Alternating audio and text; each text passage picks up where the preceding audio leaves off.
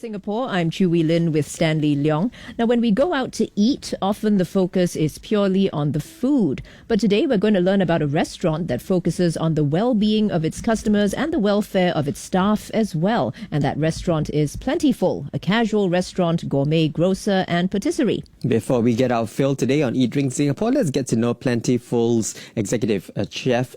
He is Chef Victor Loy, who was recently named MKN's Chef of the Year in the male category at the World Gourmet Awards. Now, as part of the World Gourmet Awards Overseas Development Program, he was given the opportunity to go on an attachment with the MKN factory in improvise the flavors. That is our job, definitely. Us as a chef that improvise the flavors. But then at the same time, these machines make things work faster and better and in mass. So it's really mind-changing. So were you gifted with some equipment to bring to the kitchen? Unfortunately, no. Oh, no. Well, but what lessons did you take with you as a result of that experience? And have you managed to transplant those ideas to the kitchen at Plentiful?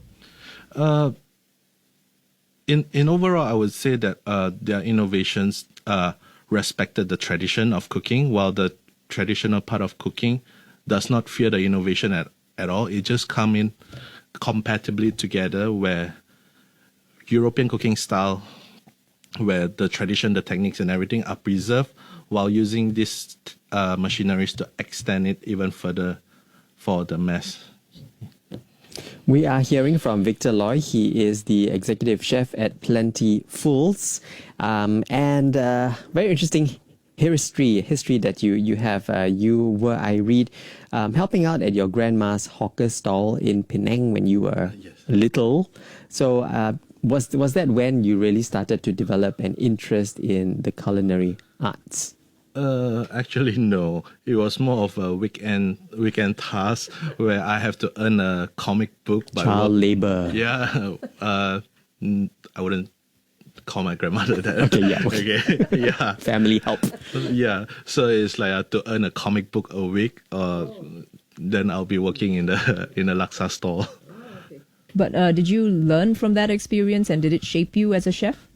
I believe it definitely shaped me, but then I realized it much later, not immediately, because sometimes behind our old home, then we have this little slope where she'll ask me to go and pick that herb, go and pick this, go and pick that, and then she'll ask me to taste it, remember the taste. Then it was being built, but then it's like, I thought that it's just for fun then. So it really helped mold me today to what I am today. Right. Yeah. So your grandma was, full on with the whole cooking, work that she did. What about your parents? I mean, did they take after that same track? My parents, unfortunately, no. My dad was, my grandma actually declared that my dad is a better cook, but then he cooks rarely. He cooks only when he feels like cooking. Yeah. But then you later decided to specialize in European food. Rather than laksa. Yeah, why? Why? Because I didn't have any particular interest or special interest into any cuisine at all. It is mainly because the European culinary are expanding in colleges and school during my time. So I just hop on it, and then it just extended to Europe for part of my training all over. So I definitely would say I'm more inclined to European style cooking. But then, of course, lately the grandmother effect, all the local herbs and everything has been coming in quite strongly as well. I like what you call it, the grandmother effect. So I assume that now you got laksa leaves in your European dishes. Yeah. Really? Yeah, because lately with Plentiful, actually, we are trying to cook something that is out of our background story, our childhood, our travel, and how to restore people with real food, how we have to take note of every single ingredient that we put in. So it became like how my founder Claudia actually called it LA Cuisine. Is an immigrant cuisine where everything jumbles up together. So you might have a kimchi with a steak, or you have laksa leaf pesto with spaghetti. It's such a big space that we try to serve everybody. But at the end of the day, we thought that why not just go back to basic give people what they like, at the same time give them our version of what they will like, hopefully. Yep. I'm looking at the menu now on your website, which is plentiful.com, and there's a lot of stuff that you serve, including brunch. I'm looking at the brunch menu, but give us an idea as to the cuisine that is served up. And, as we described earlier, you are quite good with the European style cooking. So are we expecting that kind of food as well? The technique in Plentiful is definitely European, but then the flavor profile is coming in from all of us, including our staff. No dishes will be sent out if none of our cooks are even happy with it.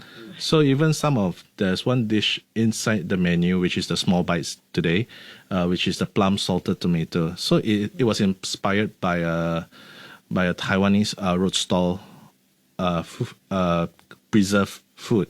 So, but at the same time, with my upbringing of my background where we love salted plum powder, so we make a salted plum powder with the French technique where we peel every single tomatoes and to macerate the flavor. So I guess that dish is the winner because it has been there since brunch. We are known for our avocado toast, definitely, which is we smash nearly 200 avocados a week just for that. And it's really tough to even dig in, right, to get the seed out. And yes. I actually had a friend who tried to do avocados, and she actually jabbed herself in the hand. It's like, ouch. It's too unripe, I think. That's hard. Yeah, well, it was really a painful lesson. So I'm sure that's a lot of work just to get into the avocados. Yes, we preserve our own bacon as well because we try to believe in home, made from scratch whenever we can. So there are things that we actually make from scratch. Till today, I don't have a mayonnaise tub in my kitchen at all because all mayonnaise are still homemade till today. And is this a all-day brunch, or is it only at certain times? It's only from 10 to 5. Oh. 10 to 5. So 5 o'clock brunch, not bad, huh? Yeah.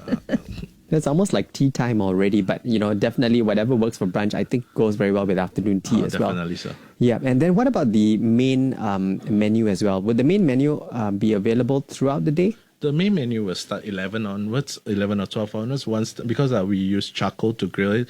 So it takes a bit to build out the ember in the charcoal. So while we are serving brunch, then it gives us a little bit of allowance of time to get prepared for the big menu, which is the all-day menu. So from the all-day menu, we have quite a bit of grill item that therefore the fire needs to be really red hot. Right. Yeah. And your recommendations?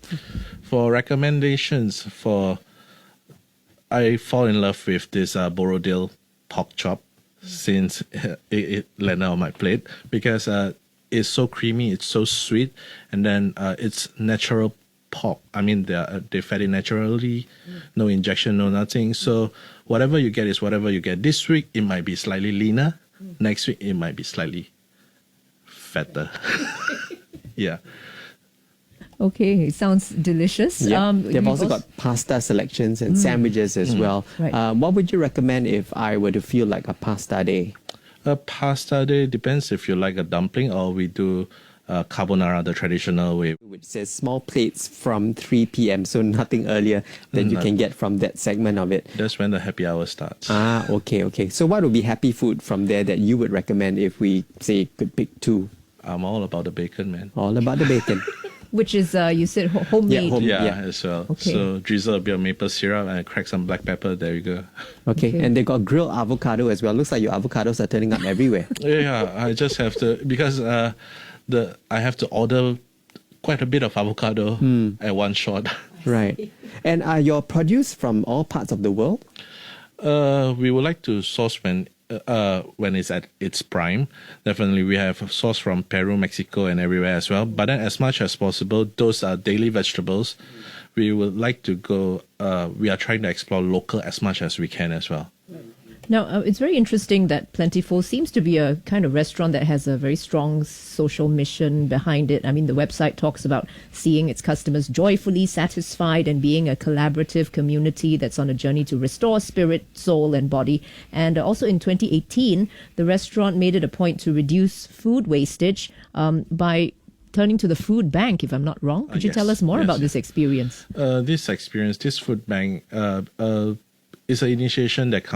came from Claudia and myself. We were inspired by Massimo Bottura of how he served everybody with so-called unwanted, as in ugly foods. And Claudia's the owner of this Yes, restaurant. Plentiful. correct. So during that time, so we thought that the next thing to go to is food bank. So we went to food bank and we realized that there are so many things that go to waste as well. But then nobody is creatively working around it to serve better. So it gives me an opportunity to train the rest of my staff as well. So within 1 hour in this warehouse of whatever the food bank has, you're supposed to create a menu out of here. Right. So to sell it off. So to sell it off, we don't even earn money from there. Okay. All the money goes back to food bank. Of course, I cover my overheads, and then the rest still go to the food bank. It's not a money earning thing. Yeah. And it must have been a huge challenge working with, these food items from the food bank, because they're not necessarily popular items like bacon or avocado. Yes. But then the best part is because a lot of them are actually, it just doesn't look pleasant. It's not that it's not tasty at all. Even some are just packaging just got a bit of smudge. But then certain establishment couldn't accept it and just put it off aside. So I told my guys when we create the menu that we are not supposed to use sugar, salt, rice, noodles. These staples, people know how to use it. Let's target those things that people don't know how to use it. Or broken packages, like you have a broken packages of quinoa. So quinoa are still a challenge in some home kitchens, so we utilize that. So there's some Milo powder left, 4 packet out of 15. So we just salvage those little small ones and try to clear it off, rather than we know that nobody will take those. So might as well we make something out of that. Yeah, very meaningful work that you guys do. In fact, as we speak, you're also getting busy helping to set up the second outlet for yes. Plentiful. Do we know where it is going to be at the moment? This Plentiful will be a deli and a bakery. It will be in Great World City Basement 1. Oh, okay. Yeah, it's renovating majorly that mall. Yes. So we hope to open by 3rd week of January if everything is smooth. And over there, our concepts will be slightly different, because in Millennial Walk, we have a lot of our clients which are more corporate in suits and stuff like that. So in Deli Bakery, we're going to chill it down. We're going to do a little bit more hip-hop music, more tattoos, more attitude, but in a way more cheeky and more fun. Our logo is a Californian bear holding a baguette on a skateboard. So food-wise, more breads, I guess. Yes, definitely more bread, and then some comfort deli food, meatballs. Yeah. Will it be called Plentiful as well? Yes, it will be called Plentiful Deli and Bakery. Okay. Well, we're looking forward to it. By the end of the month, we hope everything is progressing smoothly. Thank you. We have been speaking with Plentiful's executive chef, Victor Loy, speaking with us here on Eat Drink Singapore on CNA 938. You can visit them and check out their menu as well. Plenty of food on their menu. Plentiful.com. They are located at Millennial Walk on the first floor at 9 Raffles Boulevard.